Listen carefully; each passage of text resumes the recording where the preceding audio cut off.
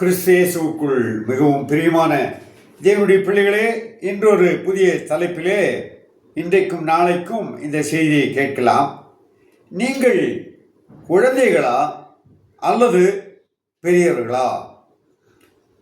15 வயதிலே இயேசு கிறிஸ்துவை ஏற்றுக்கொண்டிருக்கலாம், 20 வயதிலே அல்லது 25 வயதிலே, அல்லது 30 வயதிலே எப்பொழுதாவது ஆண்டவராக இயேசு கிறிஸ்துவை நீங்கள் புதிதாக ஏற்றுக்கொண்டால், புதிதாக கிறிஸ்துவின் ராஜ்யத்திலே பிறந்த குழந்தையாகத்தான் கருதப்படுகிறோம். உடனே நாம் புருஷராகவோ பெரியவராகவோ முடியாது.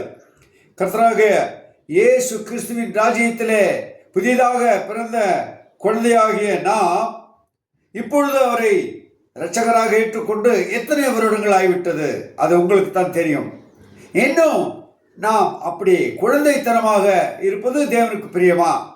குறிப்பாக ஒரு பெற்றோருக்கு ஒரு குழந்தை சிறு வயதில் எப்படி இருக்கிறதோ, அது வயதாகி 10 வயதோ 15 வயதோ அல்லது 20 வயதாகும் பொழுதும் அந்த குழந்தை தனத்திலேயே இருந்தால் எப்படி ஒரு துக்ககரமாக ஒரு காரியமாக இருக்கிறதோ அப்படியே ஆண்டவர் துக்கப்படுகிறார்.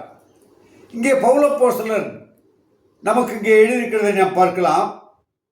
1 கொரிந்தியர் 13ஆம் அதிகாரம் 11ஆம் வசனம். நான் குழந்தையாய் இருந்தபோது குழந்தையைப் போல பேசினேன், குழந்தையைப் போல சிந்தித்தேன், குழந்தையைப் போல யோசித்தேன்.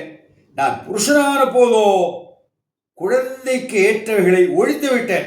பாருங்க, பெரியவனான போது அதை ஒழித்து விட வேண்டும். இதுதான் இந்த நாட்களில் கிறிஸ்தவ வாழ்க்கையில் சிறு வயதிலே நாம் பிறரை போல அல்லது ஒரு குதூகூலமாக ஒரு உற்சாகமாக எந்த காரியமானாலும் ஒரு ஆட்டமோ பாட்டமோ பாடலோ அல்லது குதிப்பதோ எதுவாக இருந்தாலும் ஒரு ஆசைப்படலாம், பிறரை போல் இருப்பது நல்லது என்று. ஆனால் வளர்ந்து வர வர ஆவிக்குரிய வாழ்க்கையிலே வளர வளர தேவன் நமக்கு கற்றுத்தருகிறார்.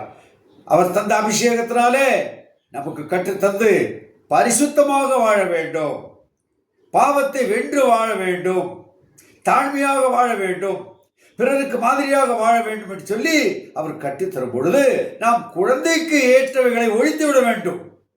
அதாவது வல்லமை, அபிஷேகம், தீர்க்க தரிசனம் என்று பரவசமாக சொல்லிக் கொள்கிற இந்த காரியங்களை ஒழித்துவிட்டு நாம் பரிசுத்தமாக வாழ வேண்டும், பரிசுத்தத்திலே வளர வேண்டும்.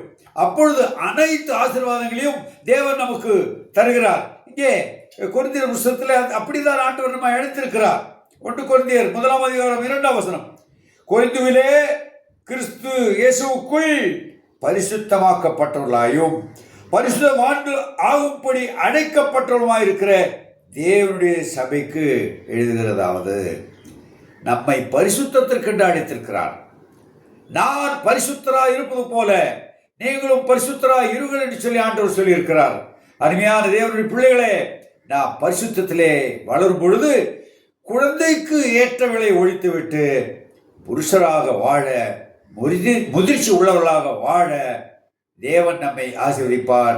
நாளைய தினத்திலே ஒரு புதிய செய்தியோடு நாம் கேட்கலாம்.